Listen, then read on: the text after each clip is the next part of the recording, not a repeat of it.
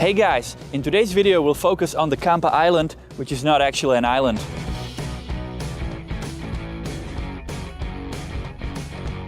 So guys, now we're standing on the so-called Legionnaire's Bridge, which was built in 1901. However, before this bridge was built, there used to be another bridge called the Bridge of Francis I, or the Chain Bridge. It was built in 1841. And however, the problem of that bridge was that the surface was made out of wood and it couldn't withstand all the heavy load transported over to Smíchov neighborhood, which was an industrial neighborhood, and a lot of the heavy load had to be transported over this bridge, and the bridge couldn't withstand it. So they took it down after 60 years and in 1901 built the current Legionnaire's Bridge. Yeah, notice those two towers over there. These towers there were officers sitting there collecting tolls, so you had to pay for crossing this bridge. So guys, from this bridge it's very easy to reach the Kampa Island, so let's go.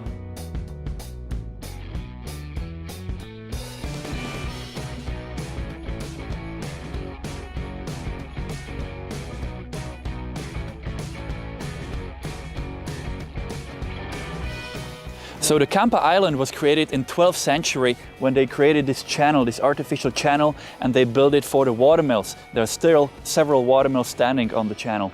The channel is called Čertovka. Later in 1541, when there was the biggest fire in Prague's history, the entire little quarter and the Prague castle burned to the ground, they took the ruins of the houses, the remnants of the houses, to elevate the island even more. And that's when they start to build like solid, tall buildings on it. So 16th century, and the way it looks today, it's mostly from 19th and 20th century. Half of the island is a park, and half of it is a very nice little square with palaces on it. So let's check it out. So the park on Kampa Island is a very popular place for different leisure activities. For example, people walk their dogs here, they come to do different sports or just come for a picnic. And what's also a really cool thing to do, to go have a draught beer in one of the mills, which is now a restaurant. So let's have one. Yeah, check it out, they have beer from Vinohrady, one of my favorites.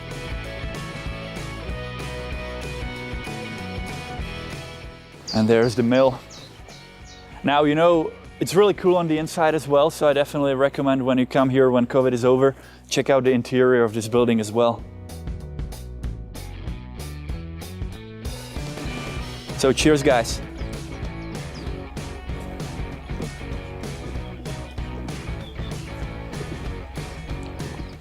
Yeah, nice and fresh, pretty good.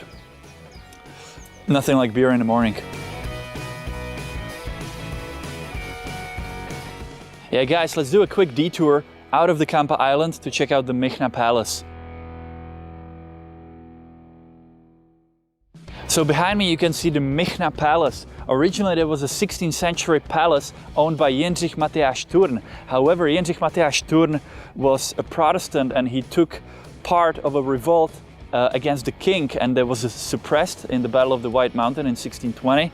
And in 1623 his palace was confiscated and given to Pavel Michna of Vacínov. And Pavel Michna, he wanted to rebuild the palace in Baroque style. So you can see that he actually started to rebuild the facade, but then he ran out of money, so he never finished it. But really enormous palace, one of the biggest palaces in Prague. So the main building of the palace over there was a gym over here and a beautiful garden on the spot where now there's a very ugly parking lot. In 1921, this palace became the headquarters of Sokol organization that was supporting sport in Czechoslovakia.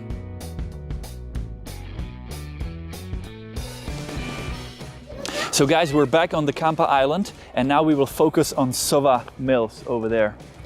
So let's check it out.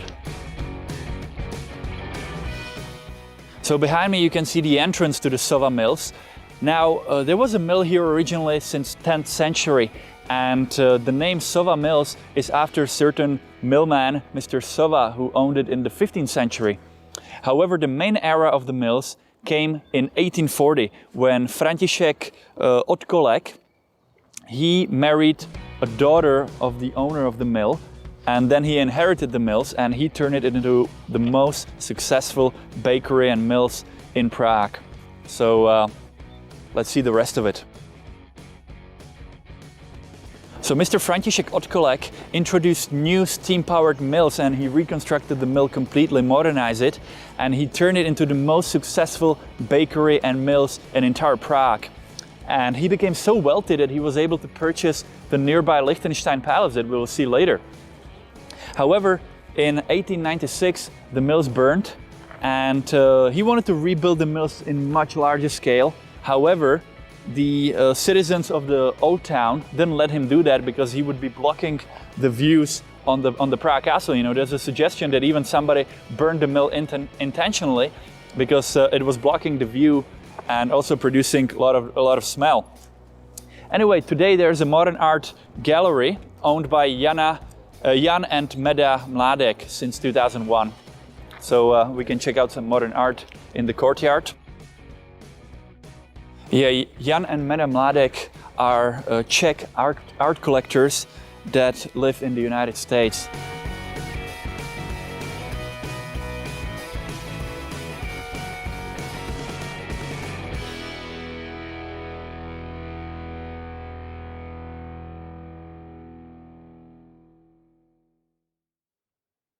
So today this is the biggest private modern art collection in the Czech Republic.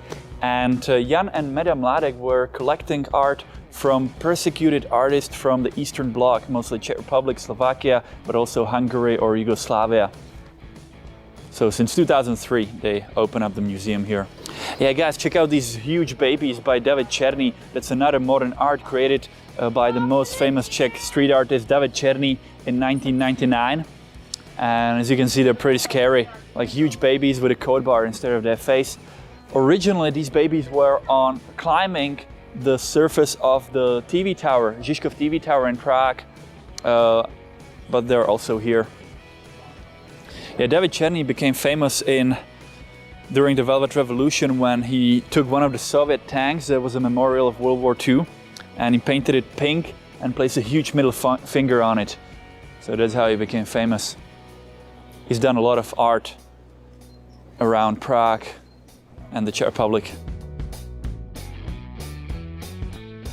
So guys, behind me you can see the famous Jan Werich villa, where a Czech actor Jan Werich lived in the 20th century. And he lived here at one point with his co-worker Jiří Voskovec. They were good friends, and Mr. Voskovec emigrated to the US after World War II, where he became an actor or continued acting. And he played, for example, in the famous US movie 12 Angry Men. Also notice in the ground floor there's a cafe, famous If Cafe, and definitely a place which I recommend to have some traditional Czech sweets or just to sit for a coffee. Very popular place. Now closed due to COVID. Now over here you can see the Lichtenstein Palace, which was built at the end of 17th century, and today it's used for different state visits. For example, the English Queen Elizabeth stayed here, or the Spanish King Juan Carlos. And you might recognize this building also from a movie, Mission Impossible 1. In the movie it's an American embassy, which is infiltrated by Tom Cruise and his team. Now the Kampa Island, as you can see now, we got to the part of the Kampa Island which is this square, you know, there are buildings, whereas what we've seen so far is mostly park. That square with the trees is very popular for different markets. For example, in the middle of July every year there's a French market here, so they set up stands and sell different French specialties. So it's a popular place for locals to go. Yeah, now let's check out the shortest street in Prague. It's called Jiřího Červeného.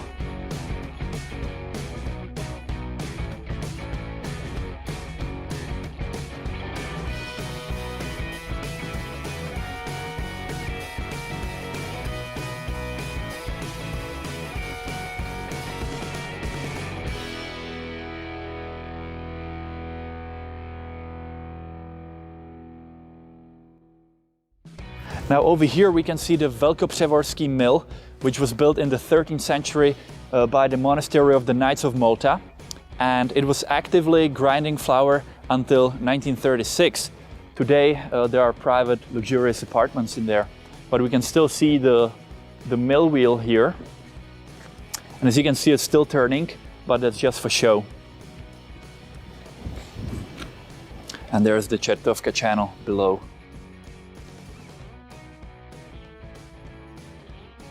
Yeah, let's do another quick detour from the Kampa Island. We'll check out the John Lennon wall.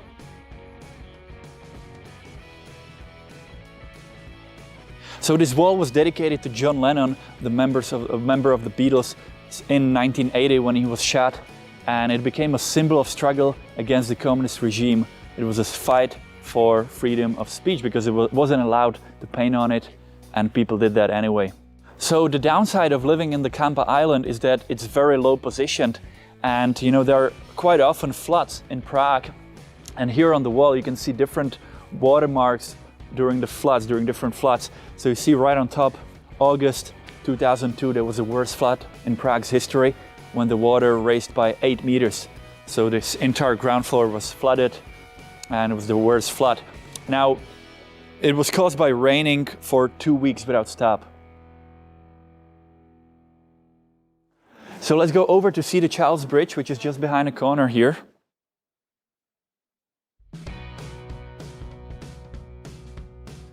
So here you can see the famous Charles Bridge, and it's easily accessible from the Kampa Island by the staircase that was built in 1844.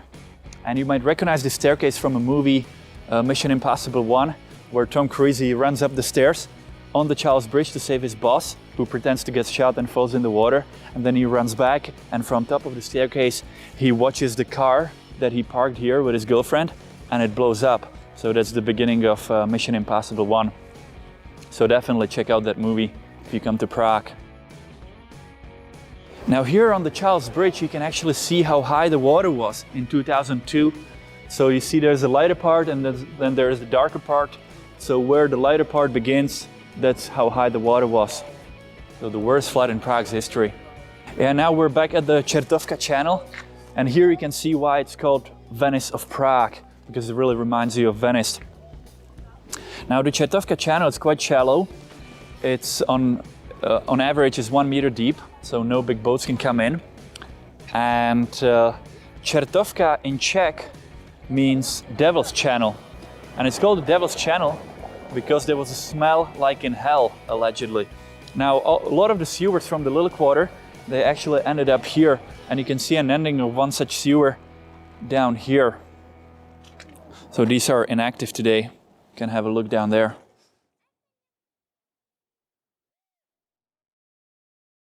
So behind this cool playground, there's a famous restaurant, Kampa Park, where celebrities such as Bill Clinton, Tom Cruise or Arnold Schwarzenegger went for dinner.